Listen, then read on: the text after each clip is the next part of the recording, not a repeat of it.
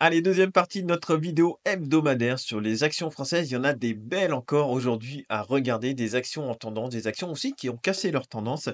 On regarde ça tout de suite, c'est parti. Alors LVMH, elle est toujours dans sa tendance baissière de court terme malgré un joli rebond ici, mais on voit quand même qu'au niveau de la MACD, c'est encore un petit peu juste. En format semaine, alors elle est comment? Elle est toujours baissière, LVMH, on voit quand même ça commence à faire un espèce de ballon ici, là ça commence à faire, une bosse et puis peut-être que ça pourrait continuer dans le temps, voilà, à faire ça. Voilà, on n'a pas de boule de cristal, mais bon, il vaut mieux repérer, éventuellement nos points d'achat. Donc moi, je trouve qu'aux alentours des 500, c'est pas mal et puis si on venait chercher éventuellement plus loin ici, donc si on recule maintenant encore, vraiment sur du long terme, sur du format mensuel, eh bien pourquoi pas, venir dans les mois, années qui viennent, sur les 350. Ce serait pas déconnant, voilà. On voit ici, c'est baissier, ça a croisé la moyenne mobile à 20 mois, a croisé la moyenne mobile à 50 mois quand même. Voilà, on est toujours, sur du long terme. Regardez, elle est quand même très belle cette action, hein. Faut pas non plus, tout jeter par la fenêtre, hein, comme d'hab, hein. Entre 2010 et voilà et 2023, elle a fait, plus 950. Il y a très peu d'actifs qui vous offrent des performances comme ça. Maintenant, bah, depuis, quelque temps, les nouvelles sont pas, forcément très bonnes, mais bon, après une telle hausse aussi, il est normal qu'il y ait quand même une normalisation, des choses, quoi. Enfin, c'est logique, hein, donc ça reste une très belle entreprise qui est très bien gérée, voilà, mais elle est dans une tendance baissière. En mensuel, ici, vous voyez, on est sous la zone de neutralité. Ici, on a cassé la ligne, de signal, donc voilà, c'est baissier pour le moment sur LVMH. Il y a rien d'autre à dire, si vous voulez. Il y a pas Je peux vous dire que c'est acheteur, alors que c'est pas acheteur. C'est baissier pour le moment et puis soit on a trouvé des points bas, là, ici, sur les dernières semaines et puis, ça va se renforcer, soit sinon, bah, tant pis, on ira chercher plus bas et puis, bah, si on veut rentrer, on attendra.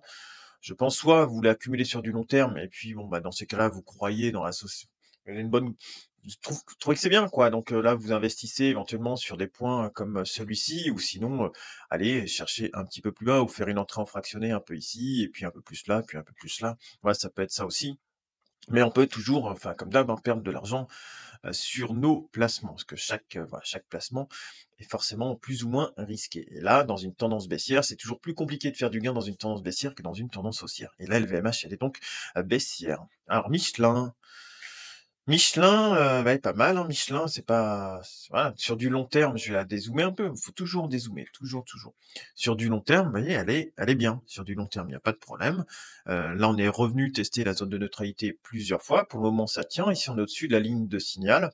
Voilà, donc pour le moment, ça tient. Après, on sait qu'il y a quand même cette oblique-là, sur du format mensuel, on fait quand même sur du plus court terme, hein, sur 1, 2, 3 ans, là, on commence à f on fait des plus hauts, de moins en moins hauts. Mais ouais, il y a eu ça aussi ici, puis ça n'a pas empêché de repartir derrière, ou même plusieurs fois ici. Ça l'avait fait ici en 2018, vous voyez, c'est reparti, c'est redescendu, puis c'était remonté, voilà. Elle est haussière sur le long terme. Maintenant, voilà, à savoir s'il faut rentrer maintenant, bah, j'en sais rien, moi, j'en sais absolument rien. Voilà, elle est au-dessus de sa moyenne mobile 200, sous son oblique baissière, donc ça peut être compliqué, mais là c'est acheteur, mais voilà, une fois de plus, attention quand même à cette oblique-là qui avait été testée une, 2, 3, et peut-être bientôt 4 fois, voilà. Mais bon, ça reste quand même une belle société, Michelin, on a toujours besoin de pneus sur nos voitures, hein. Ensuite, Nexan. Alors Nexan, elle était bien, plutôt à prendre sur l'oblique, là, il y a eu plusieurs phases d'achat, 2020, 2023, 2025. Là, en format semaine, elle est bien, elle est au-dessus de la moyenne mobile 200. Bon là par contre, hop, on est un petit peu trop haut ici, je vais le recaler sur les 50. On est juste au-dessus de la zone de neutralité et là, la ligne de signal n'est pas encore franchie. Donc c'est un petit peu tôt, je pense, pour se replacer sur Nexans, sachant que là, elle est baissière, hein, quand même, hein. Allez, on est dans une tendance et sous la moyenne mobile 200. Ici, on est au-dessus de la ligne de signal, ici, on est au-dessus de la zone de neutralité, mais ah, c'est pas évident. C'est pas évident sur celle-ci, vous voyez, des fois, il y a des belles tendances qui se mettent là, par exemple, comme là, vous achetiez par là, ça, c'est une belle tendance. Vous voyez, c'est bien parti. Après, ça peut le faire là, mais peut-être attendre au moins de reprendre, vous voyez, de reprendre une moyenne mobile de sens, que ça peut très bien faire ça, redescendre pour ensuite revenir tester. Ou alors vous allez acheter plutôt les points de moyen terme et sur l'oblique, par exemple, ça peut être pas mal. Ça peut être pas mal de plutôt raisonner sur l'oblique là. À voir, ouais, on est un peu entre les 2 quoi. Enfin, le point qui était pas mal, c'est entre les 80-90 là, bon. Maintenant on est rendu à 100, chacun se fera son avis, mais voilà, comme la plupart des actions, on est un petit peu entre 2, je trouve, c'est pas trop évident, il y a pas vraiment d'opportunité. On se dit: «Bon, bah, OK, c'est super, c'est une belle opportunité», c'est un peu compliqué en ce moment. Bah, c'est un peu compliqué, non, ça a tellement rebondi que et tellement vite que c'est difficile maintenant de prendre une position. Orange, bah, toujours, hein, toujours dans sa belle tendance ici. On voit la bleue, elle est largement au-dessus de la rouge. On est en surachat depuis un petit bout de temps maintenant, depuis quelques semaines et puis ça a l'air quand même d'un peu se tasser là au niveau de la MACD. Ça veut pas dire que c'est baissier, ça se tasse un petit peu, quoi. Mais sinon on est dans une belle tendance. En journalier là, si je rezoome un peu, on a cette belle tendance qui est là. On a eu un surachat, on est venu gentiment corriger le surachat, ça descend, ça descend, ça descend au niveau du RSI, mais on est toujours bien orienté au niveau de la MACD, donc voilà, toujours en belle tendance. Après, voilà, ça toujours en belle tendance. Moi, je suis plus acheteur, ouais, sur les 9,30 que sur les 12,8 sur Orange, par exemple. Pernod Ricard, bon, toujours rien, toujours baissier pour le moment. Donc, voilà, on fait rien tant qu'il y a pas de vraiment de retournement de tendance. Ça commence à dessiner un petit quelque chose sur Rémy Cointreau. Et on a croisé les 2 là. On a repris la zone de neutralité, on a repris la ligne de signal. On ferait pas que ça nous fasse comme ça là. Vous voyez ici, ça l'avait fait. Hop, ça reprend, puis derrière, ça repart. De temps en temps, ça tente comme ça un petit peu, mais là ici, c'est pareil, ça l'avait fait, puis c'était reparti. Ouais, ce serait bien d'attendre, peut-être même retester les 40, faire un double creux là, puis revenir tester, ce serait pas mal. Sur Rémy Cointreau et on a peut-être trouvé un point bas. Donc là, c'est à suivre, hein, maintenant sur celle-ci, c'est à suivre, mais ouais, je vais pas me placer trop vite, hein. Mais elle fera partie, je pense, des actions sur lesquelles je me placerai quand il y aura un joli retournement de tendance.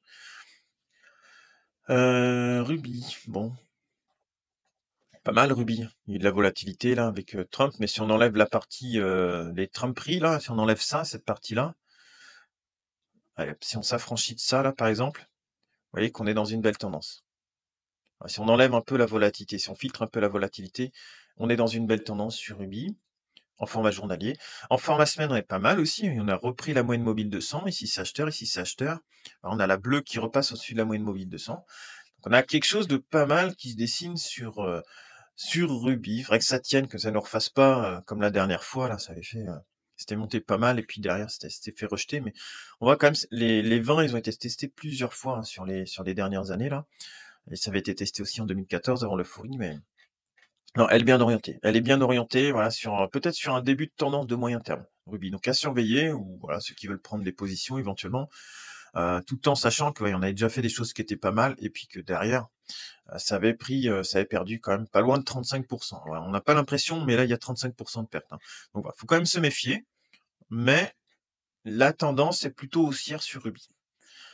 Saint-Gobain, bah, toujours très belle, Saint-Gobain, voilà. J'ai toujours mes actions Saint-Gobain.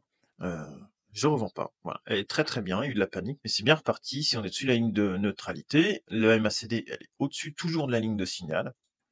Format mensuel, bon, il y a un moment donné où ça va forcément, recorriger, je sais pas quand, donc voilà. Je reste dessus, ici c'est propre, voilà. Tant que j'ai pas de vraiment de signaux moyen long terme sur cette action-là, j'ai aucune raison de sortir, voilà, je la garde et puis tant que, bah, écoutez, je suis dans le positif, eh bien, je prends les dividendes. Sanofi. Sanofi, j'aime pas trop. Voilà, le fait qu'ils aient revendu la branche, Doliprane, des choses comme ça, enfin, je sais pas, ça j'ai l'impression que c'est en train d'être revendu aux Américains, petit à petit, saucissonné par-ci par-là et puis là, ils annoncent qu'ils vont investir, aux États-Unis, donc ouais, à voir. C'est peut-être la meilleure chose qui pourrait leur arriver, hein, d'ailleurs, que Sanofi, ça devienne américain, hein, puisque voilà, quand on voit comment c'est géré en France, hein, dès qu'on gagne un peu d'argent, il faut tout taxer.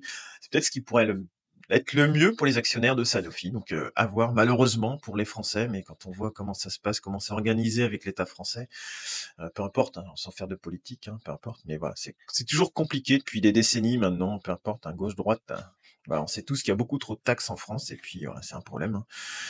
Mais sinon, voilà, Sanofi, elle est, à plat, hein, complètement à plat, enfin à plat depuis 2022.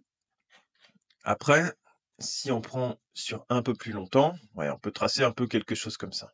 Sans prendre vraiment tous les plus bas, hein, c'est pas grave, mais vous voyez, elle est quand même haussière sur du, long terme comme ça, hein, elle est haussière sur du long terme, mais depuis à peu près ici, là, 2022, elle fait plus grand chose, quoi. Elle est dans les 80, 109, quoi. plutôt acheter, dans ces zones-là, si vous voulez, 85, 87 par exemple, si vous voulez tenter le coup, 85, 87 plutôt que, d'acheter quand c'est à 105. Ouais, ça peut être une idée d'investissement, voilà. Et puis après, on va voir comment ça réagit. Si elle continue, à être plutôt dans ce canal, dans ce pardon, dans ce range-là, ou si, bah, finalement notre oblique de long terme fait le boulot et puis on part plutôt, vers une oblique qui ferait sens sur les rebonds. Schneider, bon, moi je suis quand même mitigé depuis un petit bout de temps dessus. Ouais, je suis quand même mitigé depuis, un petit bout de temps. Là, il y avait cette oblique-là, mais bon, visiblement elle y est plus, elle a repris, donc là c'est plutôt bien. C'est plutôt bien. Par contre, ici, vous voyez, on croise un petit peu, la bleue croise la rouge. Ici, c'est toujours vendeur, ici, c'est toujours vendeur. Bien que ça a l'air de se tasser quand même. Ça a l'air un petit peu de se calmer. Vous voyez, nos barres rouges, elles sont de moins en moins grandes. Donc, pourquoi pas? Mais ouais, c'est vendeur, là. Là, c'est vendeur. Ici, non, hein, si on est sur la zone de neutralité depuis un petit bout de temps. Ici, bon, c'est pas vendeur, on est au-dessus de la ligne de signal, mais ouais, sous la moyenne mobile 200, ouais, format journalier, ouais, je sais pas, c'est ouais. Là, ça faisait le job, là, ça faisait le job, là, ça faisait le job. Là, maintenant, prendre maintenant, là, vous avez autant de chances que ça monte à 270 que ça descende à 176, même un petit peu plus de chances que ça redescende. Bon, à voir, hein. Si vous les avez, peut-être les conserver, hein, sur du long terme, parce que regardez, si on prend sur du long terme, par exemple, bah, elle est beaucoup plus belle.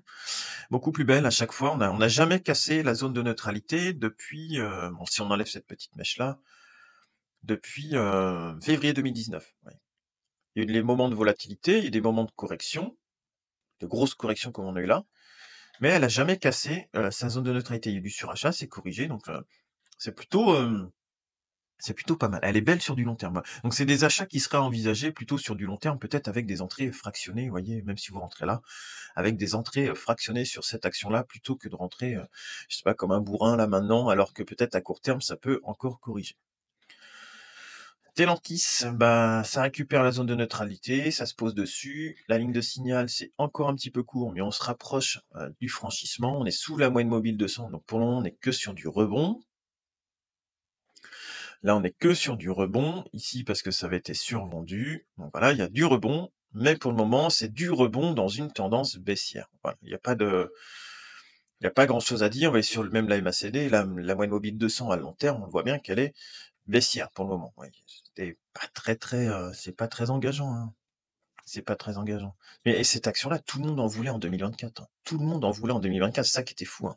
On entendait parler que de Stellantis, Stellantis, il y avait des beaux résultats et puis d'un coup, boum, tout s'effondre. Enfin, tout s'effondre, non, mais c'est la grosse correction. Et là, une fois de plus, moi, j'ai du mal quand même à accepter que personne ne savait. Voilà, notamment le patron, tout ça. Je sais pas. Des fois, je pense qu'il y a des magouilles quand même, parce que là, il y a que des bons résultats. Il augmente son salaire de 50%, puis finalement, 6 mois après, ah bah en fait, non, on a perdu 25% de nos ventes ici. On a fait, ouais, je pense que voilà, on n'augmente pas un salaire de 50%, puis on découvre 3 mois après, bah en fait, on a fait 25% de moins de ventes, quoi. Il y a quelque chose qui est pas logique, qui est pas normal. Pour moi, il y a eu magouille. Je pense avec le conseil d'administration, je sais pas, mais il s'est passé quelque chose, voilà. Et on saura pas tout. Je pense qu'on le saura jamais d'ailleurs, nous en tant que pauvres actionnaires particuliers, mais ouais, c'est un peu bizarre. ST Microelectronics, il y a eu un joli rebond là, donc il faudra quand même, surveiller cette zone-là. Alors je suis pas du tout dans le secteur moi des, semi-conducteurs en ce moment, parce que c'est vendeur, c'est vendeur. Mais voilà, sur les 16, il y a du monde.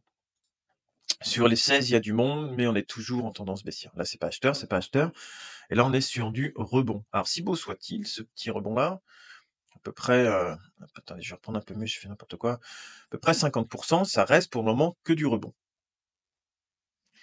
TF1, bah, on arrive, sous cette résistance-là. On était entre les 2. Ça avait été rejeté après le 7 avril, hein, comme toutes les actions. Ça avait été racheté là sur l'oblique, ici, qu'on a là. Et puis là, bah, c'est en train de travailler, mais on est plus près des points hauts que des points bas. Par contre, elle est en tendance, voilà. Elle est belle, elle est en tendance. Ici, c'est acheteur, et on se pose sur la zone de neutralité, ça repart. Ici, c'est acheteur, on a la bleue qui est au-dessus de la rouge et puis au-dessus de la moyenne mobile 200. Voilà, la tendance, elle est pour le moment, à l'achat sur TF1, voilà, avec, peut-être ici, 9-10 des prises de profit. Thales, ça fait plus rien. Thales est toujours coincé là-dedans. depuis, plusieurs semaines. Pour le moment, ça fait plus rien après une très belle hausse, ouais, ça se calme vraiment sur la MACD, donc pour le moment, pas grand chose à faire, à part jouer éventuellement le range là, mais sinon pas grand chose à faire. Alors total ici en semaine, c'est pas acheteur, on est toujours sous la zone de neutralité. Je vais essayer de reprendre, voilà, ça va m'embêter, hop, on va virer ça, hop et je vais la remettre. C'est un petit peu en dessous, voilà.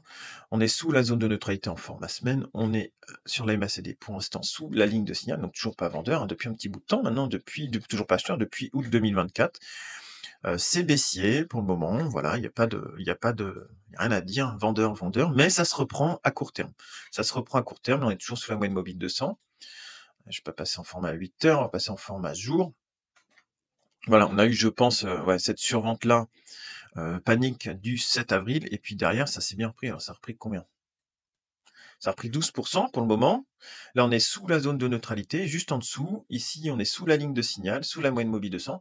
Donc ça en fait pas une action qui est pour le moment, c'est pas acheteur, quoi. C'est pas acheteur, n'empêche que moi j'accumule sous les 53. Donc là, en ce moment, j'accumule plus. J'ai accumulé, les dernières semaines ici et je vais continuer. Si on descend sous les 53, je continuerai tranquillement mon petit bonhomme de chemin. Et en format mensuel, bon, elle reste haussière, hein, il y a aucun problème. On est toujours au-dessus de la moyenne mobile 200. Ici, on continue à corriger, hein, sur la ligne de signal, mais on est toujours au-dessus du 0. Et puis là, on est juste sous la zone de neutralité. Donc il faudra voir, ce que ça fait après cette belle hausse de plusieurs mois. Mais pour le moment, bon, voilà, je reste quand même, méfiant sur cette action totale. Elle est belle, elle est solide, c'est une belle action, mais techniquement, c'est pas la plus belle pour le moment. C'est pas la plus belle, ça fait des mois que je le dis, voilà, mais bon, c'est comme ça. Enfin, je vais pas interpréter une action qui n'est pas haussière en vous disant qu'elle est haussière, hein. Vallourec. Vallourec, bien, pas grand-chose, hein. On est au-dessus de la moyenne mobile 200. Ici, on est juste au-dessus de la ligne de signal. Ici, au-dessus de la zone de neutralité, mais il y a beaucoup de volatilité sur Vallourec pour le moment. Après, il faut peut-être la regarder en semaine. Voilà, en semaine, c'est plus beau déjà. En semaine, c'est plus simple. Voilà, elle a quand même une tendance qui est haussière en semaine et on voit la moyenne mobile 200 qui est là. On est au-dessus de la ligne de signal. Ici, on est peut-être sur une fin justement de correction et puis repartir sur quelque chose de pas mal. On est au-dessus de la zone de neutralité. Voilà, c'est une action qui est haussière, sur du moyen terme. Après, voilà, on est à mi-chemin, une fois de plus, entre les plus hauts et les plus bas, des dernières semaines. Donc, est-ce que c'est un bon point d'entrée? Je suis pas sûr. Veolia, j'aime bien la regarder comme ça. Pas en journalier, à la limite on s'en moque, mais ouais, plutôt suivre cette tendance-là. Donc là, j'ai tracé cette oblique verte-là, mais plus pour, pas vraiment pour faire voir les points où ça rebondit, mais plutôt, ouais, pour qu'on voit bien la pente. Voilà, on a une pente qui monte tranquillement, à peu près comme ça, à 30-40 degrés, depuis 2013, donc voilà, elle est bien. On est plutôt proche de la résistance qu'il y a là, mais voilà, celui qui veut tenter maintenant sur du court terme ici, pourquoi pas? Pourquoi pas? Allez, pour le moment, c'est acheteur. Vic, hein. Donc Vika, j'ai toujours, hein, je pars de ce bon vieil adage de voilà, on a plus de chances de faire des gains sur des actions haussières, que sur des actions, qui sont baissières. Eh bien Vicat, elle est haussière, voilà, même si elle est chère, je sais pas quand ça va s'arrêter, je sais pas combien je suis dessus, je suis à plus de 100, c'est sûr, je vais être à 110-115 peut-être de gains dessus. Voilà, je la laisse, elle est haussière pour le moment. Bon, est-ce qu'il faut revendre? Non, regardez, la tendance, elle est bien. Pour moi, je la revends pas. Enfin, même si c'est ici un peu encore en surachat, ça l'a été longtemps, ça a corrigé, c'est reparti. Et là, c'est reparti. Ça a l'air de reprendre un petit peu de force encore. Elle est belle, elle est belle. Ici, regardez, c'est propre. Là, c'est propre, c'est propre, c'est propre. Est-ce que c'est un point d'entrée? Non. C'est pas un point d'entrée, je pense pas, puisque voilà, elle est quand même en surachat, donc c'est pas forcément le bon moment. Par contre, si on réfléchit à plus long terme, on vient de reprendre la ligne de signe, la moyenne, la MACD. Alors, on vient de reprendre la masse, pardon, je commence à être fatigué à force de parler. On vient de reprendre la moyenne mobile 200 en format mensuel. Ici, on est bien orienté, c'est bien, la bleue est au-dessus de la rouge. On a une belle tendance, ici, on est au-dessus de la ligne de signal, mais on a repris, puis on a remis un coup de gaz. Là, ici, c'est pas mal. On commence à être un peu en surachat. Moi, je verrais bien, voilà, un point d'entrée après par là. Sur les 47, 48, sans être trop, gourmand, mais si la tendance, elle est là, si on revient sur les 47-48, on serait par là. Vous voyez, une correction d'ici, hop, qui serait là. Sur un moins 20%, ouais, sur un moins 20%, entre moins 15, moins 20%, pour préserver la tendance, tenter un point d'entrée et puis essayer de repartir avec, ça peut être pas mal. Ensuite, on a Vinci, donc Vinci, pareil, très bien orientée. Très, très bien orientée, Vinci. Elle est belle, elle est pas encore en surachat en semaine. Voilà, la MACD, c'est très propre, le RSI, c'est très propre. On a une belle action haussière qui est très bien orientée ici, au-dessus de la moyenne mobile 200, voilà. Je sais pas quand ça va s'arrêter, donc j'ai pas de Vinci, j'en ai pas, mais voilà, c'est une très belle action. J'ai du Eiffage, hein, qui finalement fait un peu les mêmes choses à plus petite échelle, qui est plus européen que, Vinci plutôt mondial. Ouais, elle est belle, hein, elle est belle. Il y a aucun problème dessus en format long terme, c'est une très belle action. On n'est pas en surachat, ici c'est reparti. Voilà, je pense que c'est le genre d'action où en ce moment, ça vaut le coup de mettre à profit les corrections. Ça vaut le coup de mettre à profit les corrections parce que si on le regarde à moyen terme, donc les corrections de moyen terme sur du format semaine, pour mettre à profit la tendance qui est, plutôt de long terme là, vous voyez? Après on commence à être beaucoup décorrélé de la moyenne mobile, à 200 périodes. On est 40 dessus. La dernière fois on était très haut, c'était avant le covid, on était 53 dessus et vous voyez, on est venu quasiment refaire un -48. Bon, ça a mis du temps, mais ouais, elle est belle. Après, il y aura pas des covid tous les jours, hein, non plus, mais à voir comment ça réagit dans les prochaines semaines, mais sur une correction, ça peut être quelque chose à mettre en portefeuille. Viridienne. Viridienne, elle est ouais, en journalier, c'est pas top. Ouais, ça fait un rebond sur la moyenne mobile de 200. Il y a un gros rebond là derrière. Mais bon, ça a l'air de vouloir se tasser un petit peu. En format hebdo, elle a pas repris, elle avait cassé sa moyenne mobile 200, elle avait repris, ça avait pas tenu. Il y a eu du rebond ici sur la moyenne mobile 200 jours, hein, la rouge, c'est la moyenne mobile 200 jours finalement. Eh bien, il faudra attendre, je pense, qu'elle reprenne là, parce que vous voyez, on est coincé sous cette résistance-là qu'on avait tracée. On est venu taper pile dessous cette semaine, vous voyez. Cette ancienne résistance-là, qui était là à peu près. Et là, il y avait l'ancien support. Donc le support ici, il a bien fonctionné. On casse le support, donc le support devient résistance. On teste la résistance une fois, deux fois, on franchit la résistance. Et puis après, on vient retester le support, ça tient pas, on va en dessous. Et puis là, ben, voilà, on a de nouveau notre résistance qui bloque ici sur Viridienne. Et puis Fusion Group, voilà, elle est belle. En format semaine, c'est super propre, une belle tendance. On n'est pas en surachat, voilà, elle est bien. Et en format mensuel, ouais, c'est pareil, c'est très joli en format mensuel sur Fusion Group là. Très belle action en tendance. Et voilà, ça fait toujours plaisir, des belles semaines de bourse qui s'achèvent comme ça, enfin six belles semaines de bourse qui s'achèvent comme ça, et j'apprécie être présent dans les moments où c'est sympa, mais aussi dans les moments les plus difficiles pour vous donner mon sentiment sur les marchés, pour vous éviter la panique, pour vous éviter l'euphorie, et toujours essayer qu'on prenne ensemble le recul sur ces investissements boursiers, voilà, qui comportent aussi des risques, et puis on est énormément soumis à nos psychologies. Alors là, tout le monde voit du vert, on a envie d'acheter, et puis quand tout le monde voit du rouge, eh bien, on a tous envie de vendre. Voilà. Eh bien, je pense que c'est important ensemble qu'on échange quasiment toutes les semaines maintenant, hein, puisqu'on a ce rendez-vous-là toutes les semaines, on échange toutes les semaines sur ces actions-là pour prendre des décisions raisonnées pour nous éviter les plus grosses erreurs qu'on peut faire. Je vous souhaite à tous une excellente journée. Salut.